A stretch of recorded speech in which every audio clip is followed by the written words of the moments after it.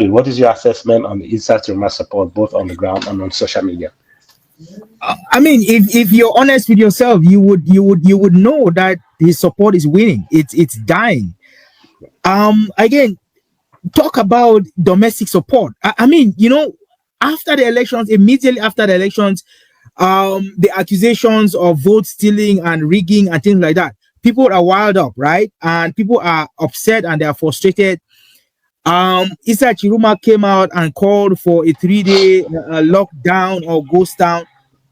People respected that ghost town at different levels depending on territories in Cameroon. He won Adamawa. Yes, there was a lot of unrest in the Adamawa region. He won in Douala. Yes, there was a lot of unrest and looting and protests in the littoral. And then he also won in the north. And Yeah. excuse me, and there was some of that up there. I can assure you that 1 to 2 weeks after that elections, people have gone back to their normal daily activities. They respected the ghost town again just because it was still Right. hard. People needed to, and after that, people have gone back to I have a friend of mine who lives in Marwa, and I asked this morning, I'm like, can you tell me a little bit about what is going on? I mean, he said that things have gone back to normal. Children Yeah. have gone back to schools, teachers are teaching, businesses are open, and there are no protests. There's no protest. Again, this can be justified by Atarangi's visit to the northern part of Cameroon. He was there. I mean, you're going to talk about it, but he's visited the north to Yeah. examine, to talk to other administrators up there and to really evaluate the extent of security in these areas, right? He wouldn't have gone if things were still active, right? In my opinion, he probably wouldn't have risked going to a part of the country if he wasn't sure um that his Right. security and the security of the people around was going to be safeguarded. Again, things have gone back to normal. Talk less of the north and the southwest region, who did not even respect this. Talk of littoral. Everything has gone back to normal and people are Right. going on with life. Again, I've always said that you don't lead a revolution from outside the territory. You cannot be hiding in who knows where and lead a revolution in Cameroon. It is impossible. People are not that desperate. Yes, they might have been desperate for change, but they're not that desperate to listen to a man to listen to ideas from a person who they really are not sure where he's from. They really are not sure what his intentions are, because again, he hasn't really declared what his intentions are, other than just "I will be president." Yeah. His real intentions haven't really been disclosed, right? So people are a little bit skeptical about that. Nobody's willing to go lose their lives on issues like this, right? Again, social media, like you explained, immediately after the elections, everywhere you go, every page had something to do with Issa Chiroma. Every conversation had to do with Issa Chiroma. Man, it's 2 weeks. It's dead. Is that? Yes, once in a while you might see somebody put up a post, and most of the time it's ridiculing either his desire for power or ridiculing the revolution that is attempting to start.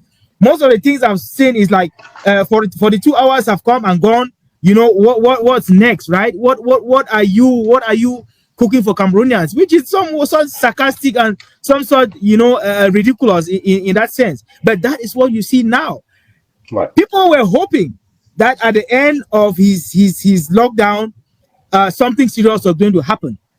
Nothing happened. He came back and gave his ultimatum, 42 hours ultimatum.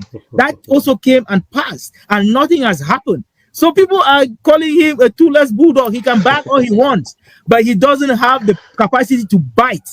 And that is where the problem is with Issa Chiroma.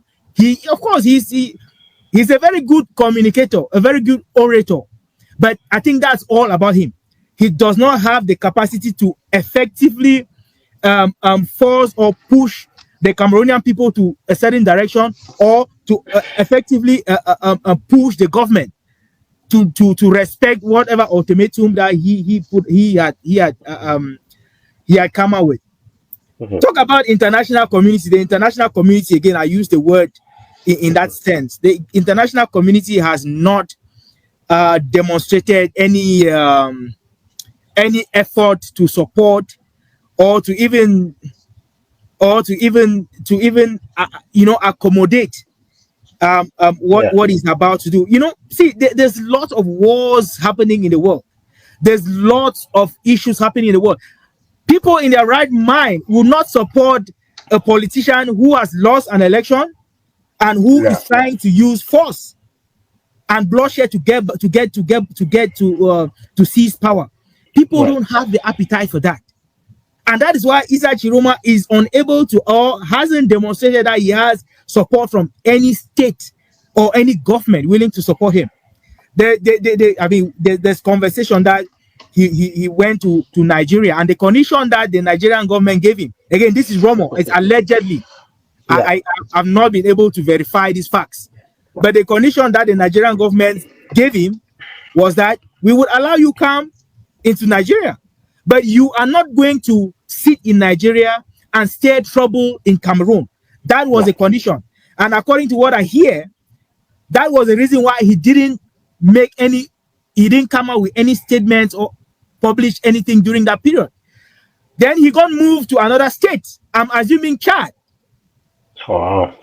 He got moved to another state and assuming Chad. And when he got to Chad, that is when he released that statement with the ultimatum. Now Chad is some sort, again, this is me assuming that's Chad. They say he's in some country with a new president who is not in favor of the government of Cameroon or in favor of the so I am assuming it's Chad. It cannot be Burkina Faso. Burkina Faso is a little too far for him. So I'm assuming Chad.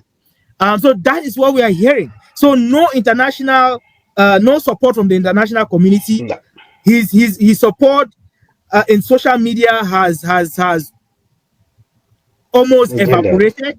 And Right. again, we all know what social media is. It's a place where noisemakers come and make noise. Nothing tangible happens on social media.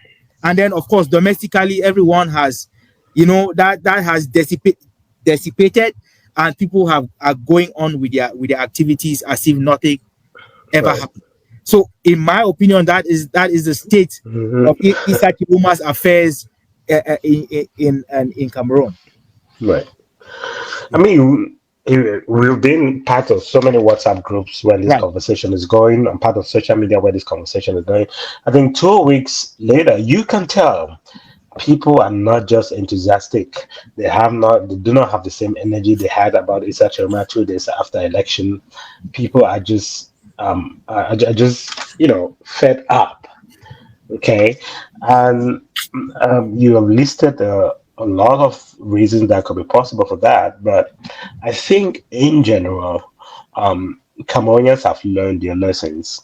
Yeah. And they know the Cameroon of 2005, 2025 is not the Cameroon of 2016, 2017. A Right. lot has changed. People are now open to the idea that they can be manipulated via social media, that they can be told lies and sold lies and made it appear to be truth.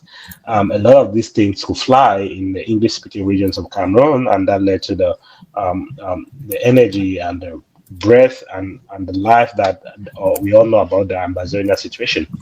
But I don't think people want to relive that situation again. Okay, so I think Cameroonians have learned a lot. They know the truth, and they're not willing to risk it. Also, I think there's something that we're missing. Cameroonians, by nature, aren't very radical people. They are not the types to go out and cause chaos. I mean, you have a few people that will be out rioting, but Cameroonians in general are very docile. They are not very violent people. Um, they tend to focus on themselves. We can look at the participation in this election, just about 50%. If you want to think about the national average, just a little bit above 50% was the participation rate. So a lot of people do not have faith in in the government and the electoral process. So that's just my personal assessment.